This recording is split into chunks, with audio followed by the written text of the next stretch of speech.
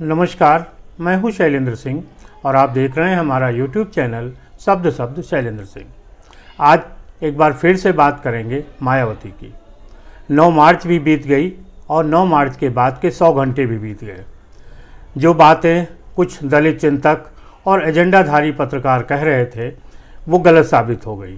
सिर्फ बात ही गलत साबित नहीं हुई, मायावती ने इस बात से इनकार किया कि वो गठबंधन करेंगी और अब उन्होंने अपने प्रत्याशियों की घोषणा भी शुरू कर दी है।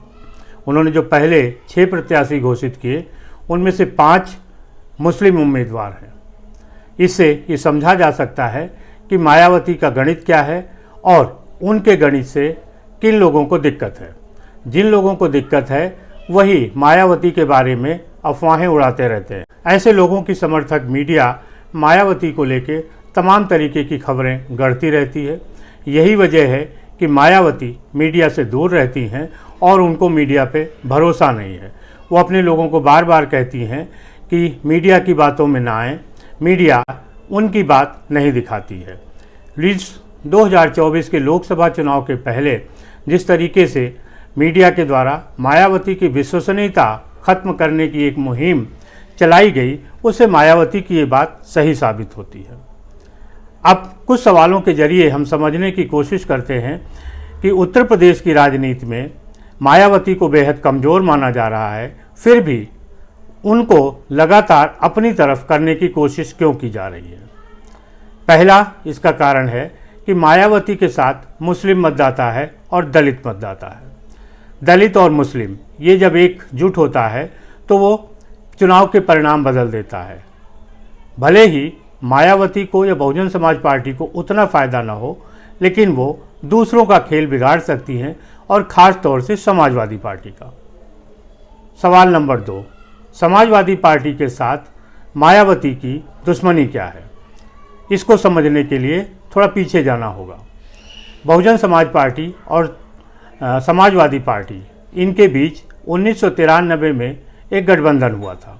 उस गठबंधन के बाद मुलायम सिंह मुख्यमंत्री बने और मुख्यमंत्री बनने के बाद मुलायम सिंह का ये प्रयास हुआ कि किसी भी तरीके से समाजवादी पार्टी को मजबूत करने के लिए बहुजन समाज पार्टी को तोड़ दिया जाए। उन्होंने बहुजन समाज पार्टी के विधायकों पर डोरे डालने शुरू किए, दबाव बनाना शुरू किया और कोशिश ये शुरू की कि बहुजन समाज पार्टी के विधायक टूटकर समाजवादी पार्टी के साथ चले जाएं, जिससे वो अपनी सरकार मजबूती के साथ चला सके। इस बात की जानकारी जब मायावती को हुई तो उन्होंने अपने विधायकों की एक बैठक बुलाई और उस बैठक में उन्होंने समाजवादी पार्टी की जो मुलायम सिंह यादव के नेतृत्व में चल रही थी उससे समर्थन वापस लेने की योजना बनाई। इस योजना के तहत 2 जून 1995 को वो स्टेट गेस्ट हाउस में एक मीटिंग कर रही थी। इस मीटिंग के बाद मायावती मुलायम सरकार से समर्थन वापस लेने का एक पत्र राजभवन में राज्यपाल को देने वाली थी।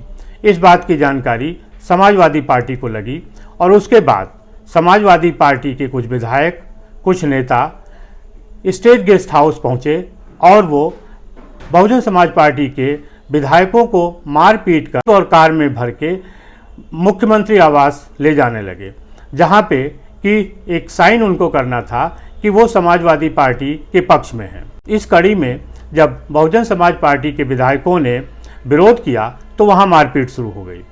इस मारपीट में निशाना मायावती को भी बनाया गया।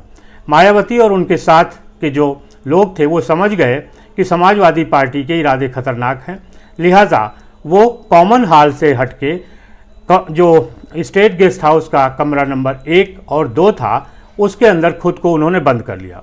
कमरा नंबर 1 और 2 ये दोनों अंदर से मिले हुए थे, लिहाजा वहाँ पे मायावती और उनके कुछ लोग अंदर चले गए। समाजवादी पार्टी के लोगों ने दरवाज़ा तोड़ने की कोशिश की, दरवाज़ा न टूटे इसके लिए बहुजन समाज पार्टी के जो कार्यकर्ता थे उन्होंने उन दरवाज़ों पर सोफ़ा सेट जो था कमरे के अंदर और जो बेड था वो खड़ा कर दिया, जिससे दरवाज़ा न टूटे। उसके बाद चूँकि समाजवादी पार्टी की सरकार थी, प्रशासन भी उनके दबाव में था, दोपहर 1 बजे से घटना शुरू हुई और 3 बजे तक अनवरत चलती रही।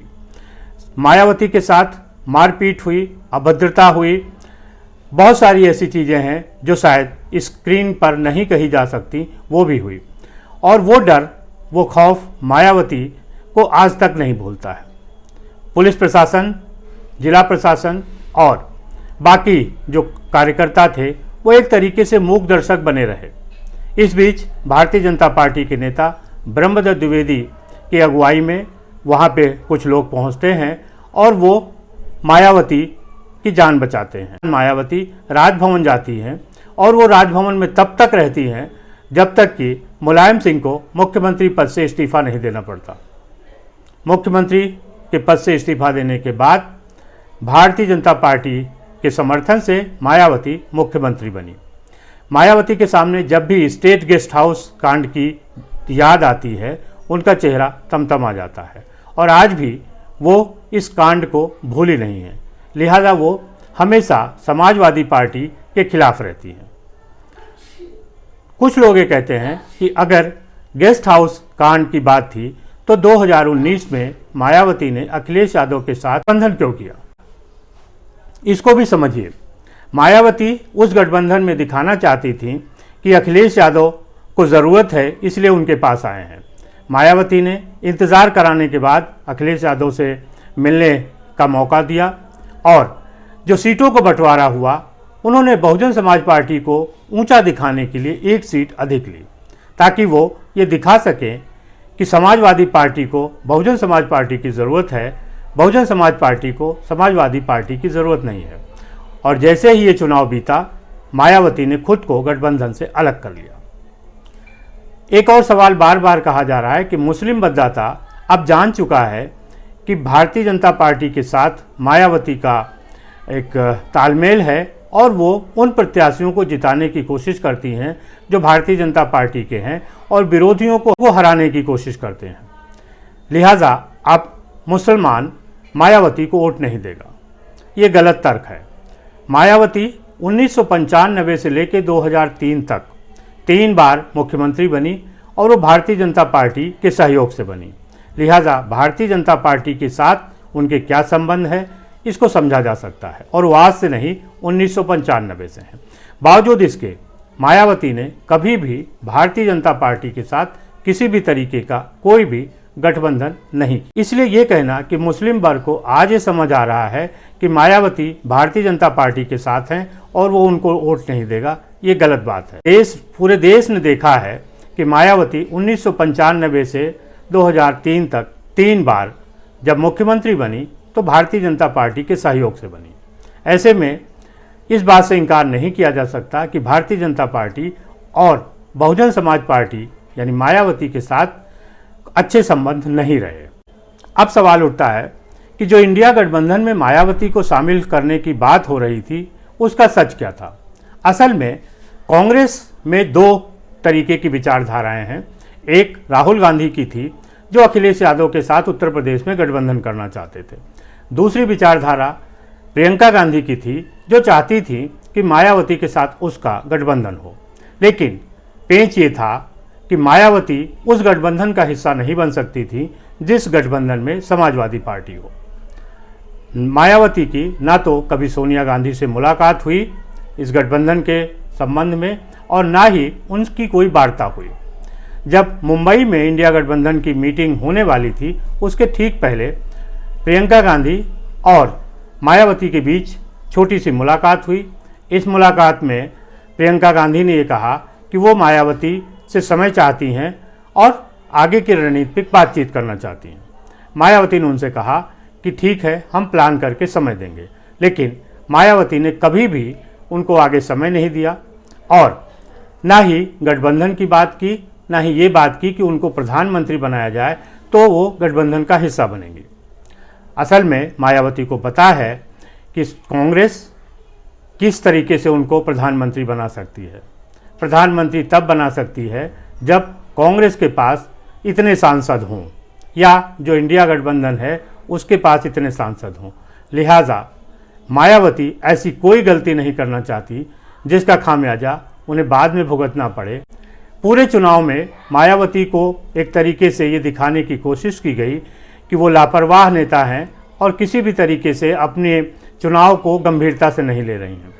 लेकिन पहले से लेके और आज तक, जब से लोकसभा चुनाव की तैयारियां शुरू हुई, मायावती अकेली ऐसी नेता हैं जिन्होंने गंभीरतापूर्वक अपने पार्टी के काम किए और योजना बना के उसको अंजाम दिया। बावजूद इसके लगातार अफवाहें उड़ती रहीं और वो उसका खंडन करती रहीं।